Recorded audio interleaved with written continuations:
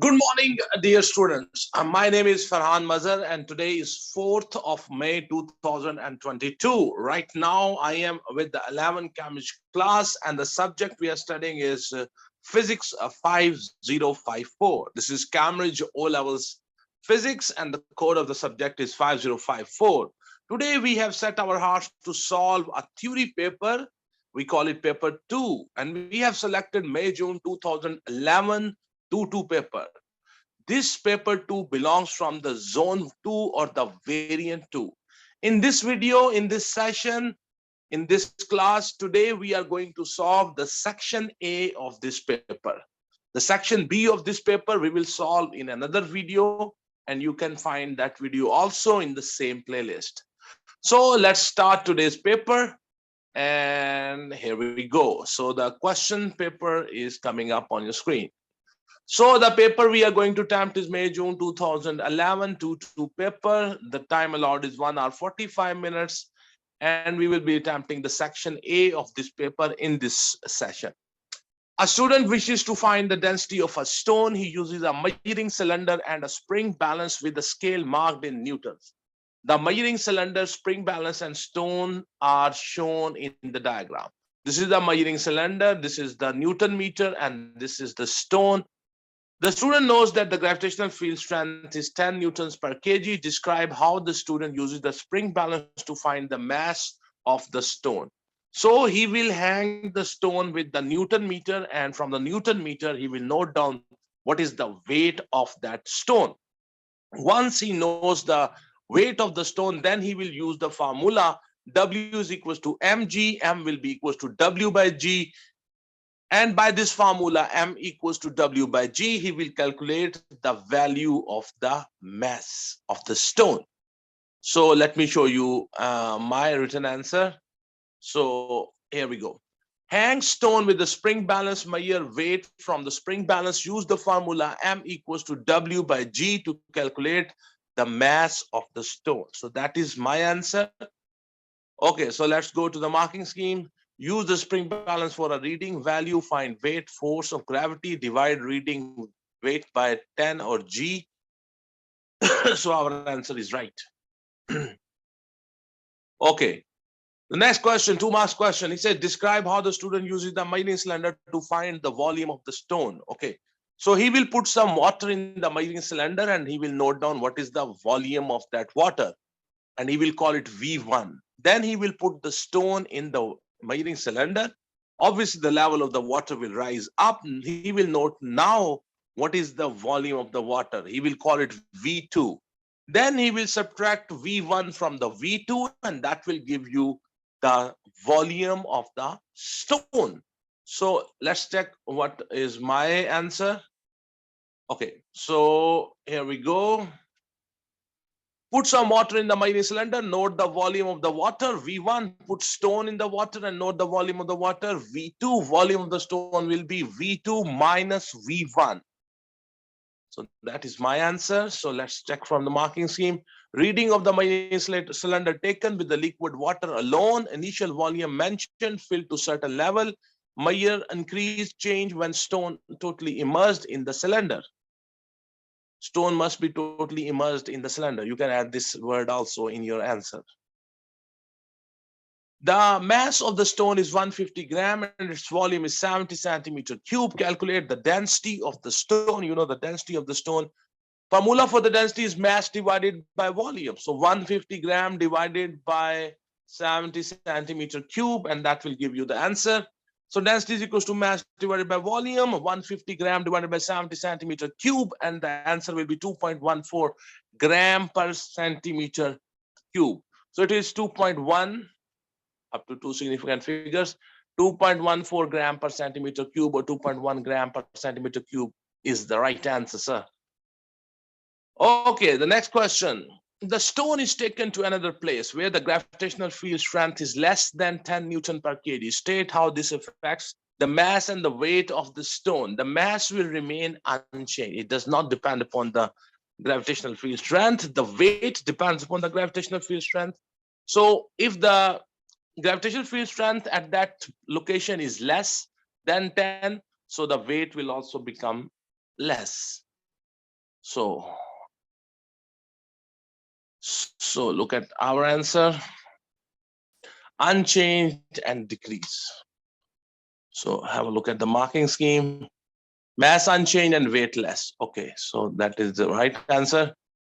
Okay, so we are going to the next question. The next question is question number 2. He says figure 2.1 illustrates the journey of a cyclist from the point A to point B. Point A and B are at the same height.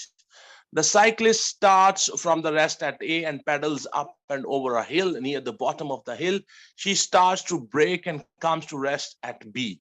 Describe the energy changes that take place as she pedals up the hill at a constant speed. So you see, from here, when you go up the hill, here the man has the chemical potential energy, and that will convert into heat and gravitational potential energy. Because the speed is constant, that's why we are not using the word kinetic energy. So the chemical potential energy of the man is converting into the gravitational because he is gaining the vertical height. So the gravitational potential energy is increasing. And obviously, when you move on the constant speed, your energy converts into heat. So let's see my answer, and then we'll check it from the, confirm it from the marking scheme. Chemical potential energy of the cyclist is converted into thermal energy and the gravitational potential energy. So we will move to the marking scheme. Check the marking scheme. He says chemical potential energy at the start, gravitational potential energy increases, thermal energy, internal energy produced. Okay. I have not used the word, I think, increase, so you can use that word also.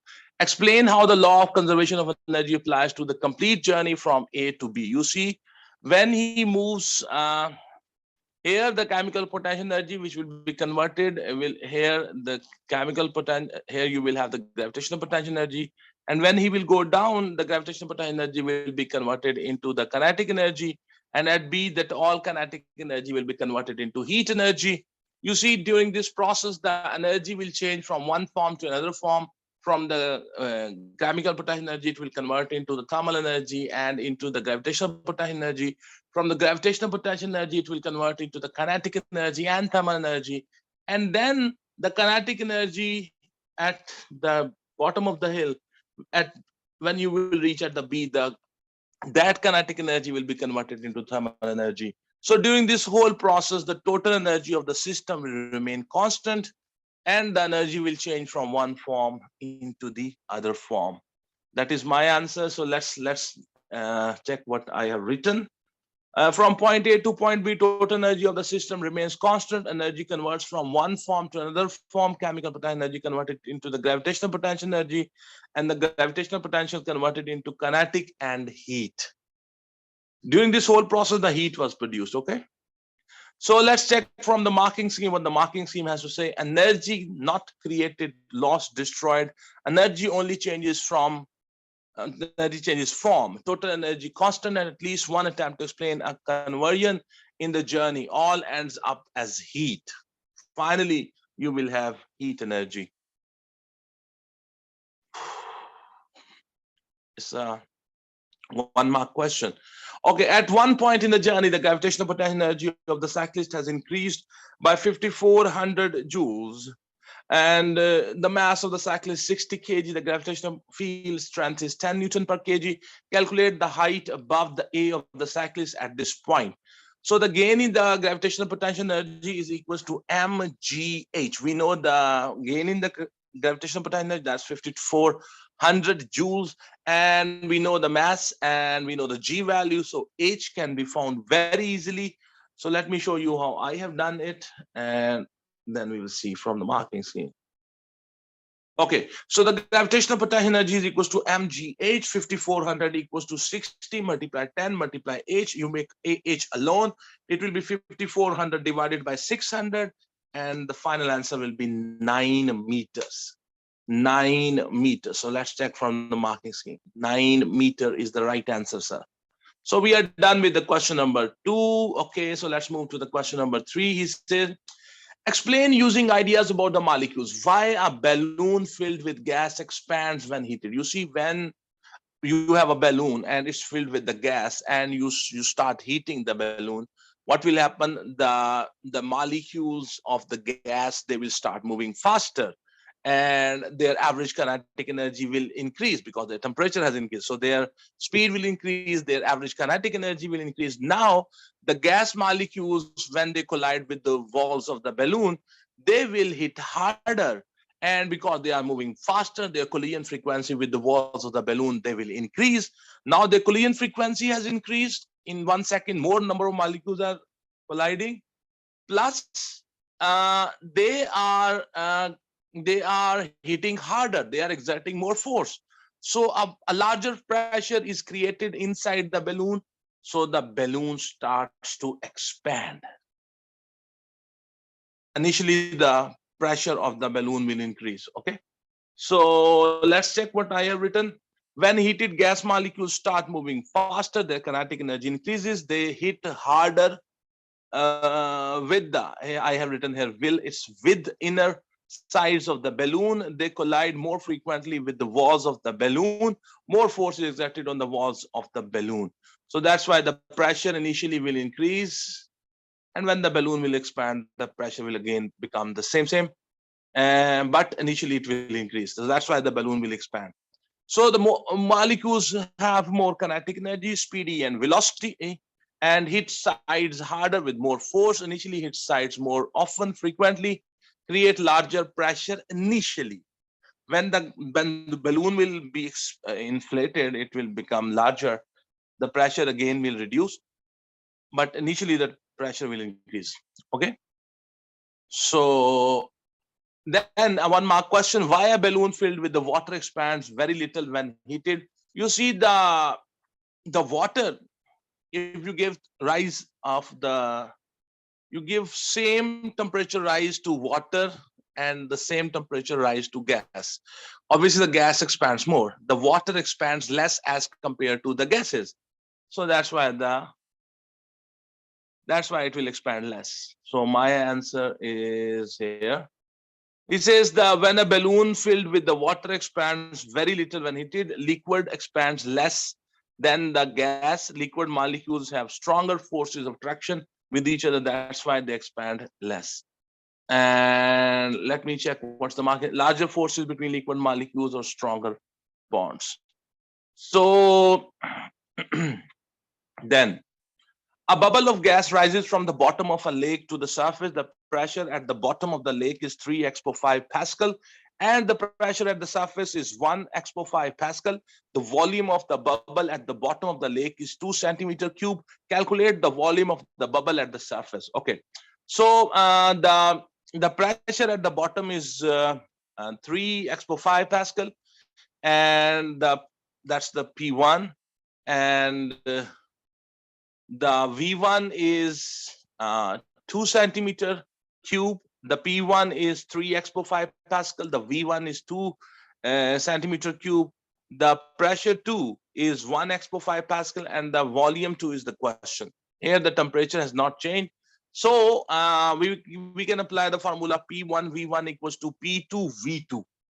P1 equals P1 V1 equals to P2 V2, and by applying that formula, I can calculate the V2. So P1 V1 equals to P2 V2, 3 expo5 multiplied 2 equals to 1 expo5 multiplied V2. V2, if you make the V2 alone, it will become 6 expo5 divided by 1 expo5. So the answer will be 6 centimeter cube. So when the bubble will come up on the surface of the lake, its volume will be 6 centimeter cube. So let me check from the marking scheme. 6 centimeter cube is the right answer, sir. Okay, so we are going to the next part. It says state one assumption that you have made in your calculation. We can apply this law P1 V1 equals to P2 V2 about the gases. The assumption is that the temperature of the gas will not change. That's our temperature of the gas. The temperature of the gas do not change. That's the assumption. Okay. Temperature is constant. No gas enters, leaves, or mass is constant. That is also assumption. Okay, so we are done with the question number 3. We are going to the next question. That's question number 4. Okay, so here we go. The figure 4.1 shows circular wavefronts produced at the center of a circular ripple tank.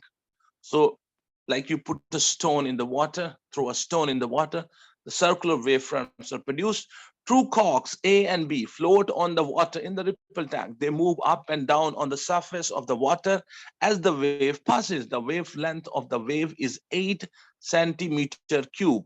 Sorry, centimeter, I said cube. It's centimeter. Figure 4.2 shows how the displacement of A varies with the time. So here a displacement time graph is shown. On the x-axis, we have time. On the y-axis, we have the displacement or the amplitude of the wave. Straight the amplitude of the vibration of the A as the wave passes. Amplitude means from the mean position how up you go, or from the mean position how down you go. So it goes 2 millimeter. From the mean position how up you have gone, 2 millimeter. From the mean position how down you have gone, that's 2 millimeter. That is known as displacement. So the amplitude is from the mean position how up you have gone. So that is 2 millimeter. 2 millimeter. That is our answer. Okay. So the next question is, let me show you. Okay, so the answer is 2 millimeter as is right. Okay. The next question, B part, is the horizontal distance between A and B is half the wavelength of the wave. On the figure 4.2, sketch a graph to show how the displacement of the B varies with the time. You see this A and the B is half wavelength away from the A. So their movement will be exactly opposite to each other. This graph shows the movement of the A, so the movement of the B will be exactly opposite to the movement of the A. When the A is on the top, the B will be on the bottom. When the A is on the bottom, the B will be on the top. The time period and the amplitude for both of them will be same. So we have to draw. Okay, sketch a graph of, okay, so this blue color graph shows the movement of the B. You see, its time period is same, its amplitude is same, its frequency is same, but it moves opposite to the displacement of the A. The reason is they are half wavelength away from each other. So all the points on a wave which are half the wavelength away from each other, they are in opposite phase all the time. Hopefully you understand what I'm saying. So let's move to the next part. He says, use the figure 4.2 to determine the frequency of the wave. From this graph, I can tell the time period. To complete the one wave, how much time is taken? 0.50 seconds. And once I know the time period, I can find the frequency. The frequency is equal to 1 by t. So let me show you how this is done. The time period is 0.5 seconds. The frequency is 1 by t. So 1 by 0.5, and that will be 10 by 5, and that will be 2 hertz. So the frequency is 2 hertz. The frequency is 2 hertz. 2 hertz is the right answer, sir. Okay, so we are moving to the next part. He says, the distance between the center of the ripple tank and its edge is 40 centimeter. Determine the time taken for a wavefront to travel from the center of the tank to the edge. So we have to find out how much time the wave will take to cover 40 centimeter. First of all, I need to know what is the velocity of this wave. And you know the velocity is a famous wave equation, V equals to F lambda. We know the frequency, that's 2 hertz. We know the lambda, that is 8 centimeter. So 16 centimeter per second is the speed of the wave. The distance the wave has to travel is 40 centimeter, and the speed is 16 centimeter per second. So divide 40 with the 16, you will get 2.5 seconds. So in 2.5 seconds, the wave will reach the end of the ripple tank. So let's check. 2.5 seconds is the right answer, sir. Okay, so we are done with the question number 4. So we are going to the next question. The next question coming up on your screen is question number 5. He says, figure 5.1 shows parts of a low voltage lighting circuit. So here we have a battery, we have lamp A, lamp B, lamp C. He says the power supply voltage is 12 volts. So this is 12 volt power supply. He says on the figure 5.1, complete the circuit adding components as necessary so that the total current in the circuit can be measured. For that purpose, we'll put a ammeter And he says lamp A is on all the time. We will convert the lamp A with the battery, and there will be no switch. It remains on for all the time. Lamp B and C are in series with each other and are switched on or off together. So B and C will be in series with each other and they will be given a switch. So let me show you how this circuit is drawn. So you can see here we have put an ammeter, and then we have in parallel to the battery I put a lamp A. So this lamp A will remain switched on for all the time. And then we have taken a separate path parallel to the A. We have put a switch here, and C and B, they are connected in series with each other. So they both can be operated with this switch. Okay, so this is the circuit diagram which you have to draw. Hopefully you understand. So let's have a look at the marking scheme. Ammeter in series with the supply, ammeter in series with A, and in series with B and C. A across the cell with no switch could condone, closed with not. The B and C in series with the switch, closed or open, and cell. Okay. Okay. So we are going to next question. It says all the lamps are on. The potential difference across the lamp B is 8 volt and the current in the lamp B is 50 milliampere. Calculate the resistance of the lamp B. You know, we know the voltage drop across the lamp B. We know the current through the lamp B. We can find the resistance. V is equals to IR, R is equals to V divided by I.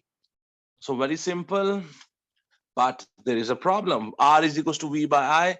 The resistance must be in, and the current must be in amperes, not in milliamperes. So we will convert it into amperes. So you will have 8 divided by 50, x power minus 3, and you will have the final answer 0. So that is how much? It is when you divide. Here I by mistake wrote this. This is not a number. This is the right answer, sir. Okay. Here I made a mistake. Let me correct it. So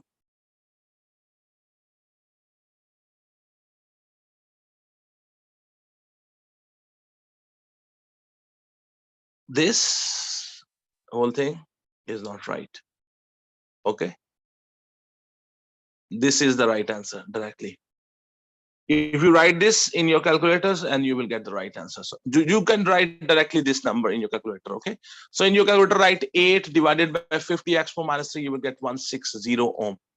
160 ohm. Okay. Keep. 160 ohm. So let's check from the marking scheme. What the marking scheme says, it says 160 ohm. Okay. So the next question, the next part is state the current in the lamp C, because the lamp A, lamp B, and the lamp C, they were connected in series with each other. So because they are connected in series with each other, that's why whatever is the current flowing through the B, the same current is flowing through the C. So the current flowing through the C will be 50 milliampere. Okay. Now,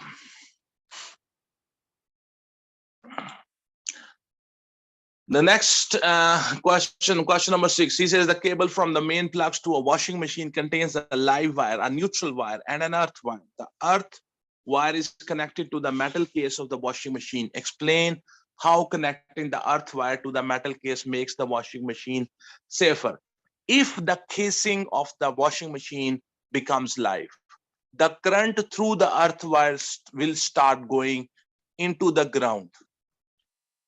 So this will increase the current coming from the main supply through the live wire.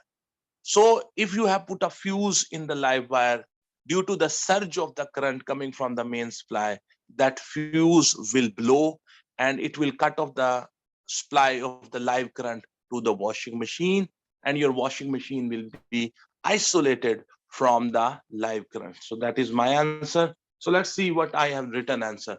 If case becomes live, current will start going to earth by earth wire. Current coming from main supply will increase. Fuse in the live will blow. Washing machine will be isolated from the live current. That is my answer. So let's have a look at the marking scheme, what the marking scheme has says. It says no shock, no electrocution, case becomes live, live touches case. If the live touches, so there will be no chances of the electrocution. Okay, so that's why it's safer. Yeah, we have not put. See, I have not put this. Why it's safer? Because it will save you from electrocution. When in use, the average input power to the washing machine is 500 watts. To calculate the number of kilowatt hour of energy used by the washing machine in 45 minutes of use. You know the formula for the energy is power multiplied time. But if you want the answer in the kilowatt hour, the power must be taken in the kilowatts and the time must be taken in hours. So that's why we will divide the 500 watts with 1000 to convert it into kilowatts, and the time is 45 minutes. So we'll divide with the 60 to convert it into hours.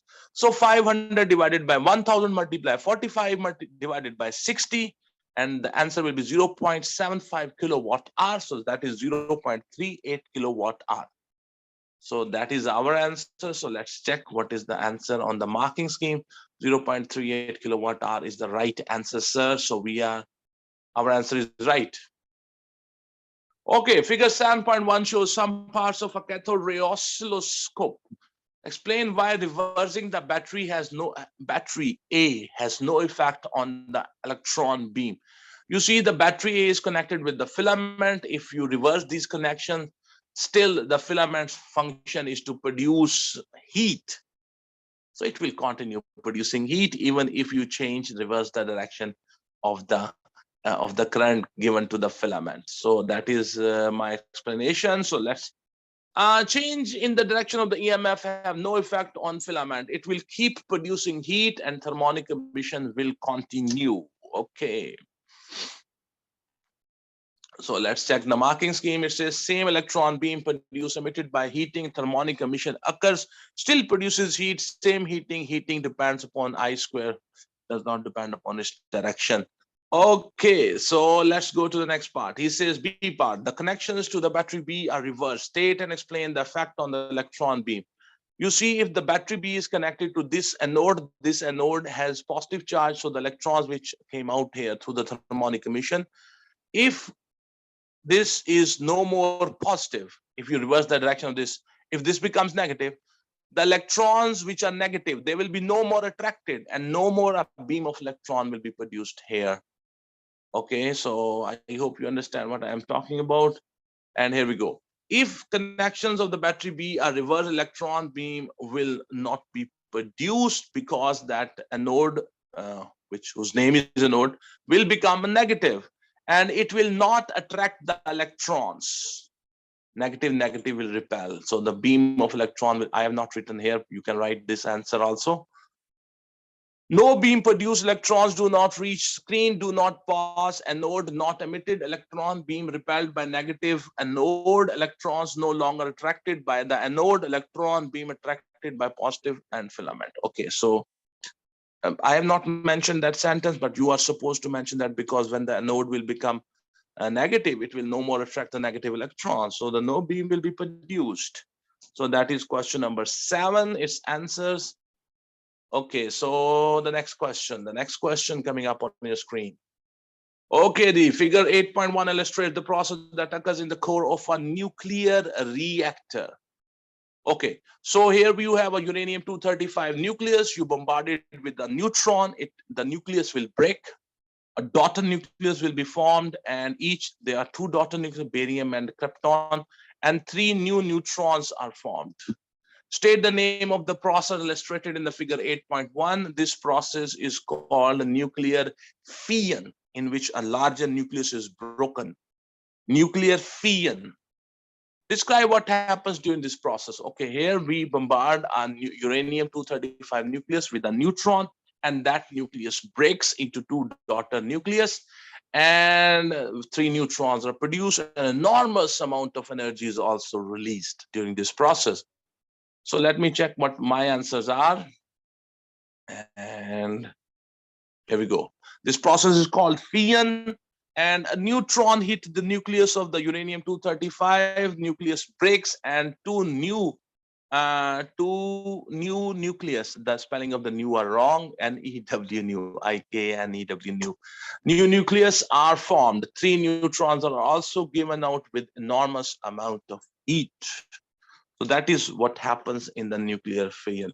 So let's check from the marking scheme. It says the fission, okay, neutron hits goes inside the nucleus, atom, nucleus, particle, uranium nuclide splits, forms daughter nuclei and emits and neutrons and energy. Okay, so here we go. The next part.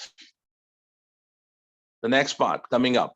Some of the waste from a nuclear reactor is radioactive with a long half-life.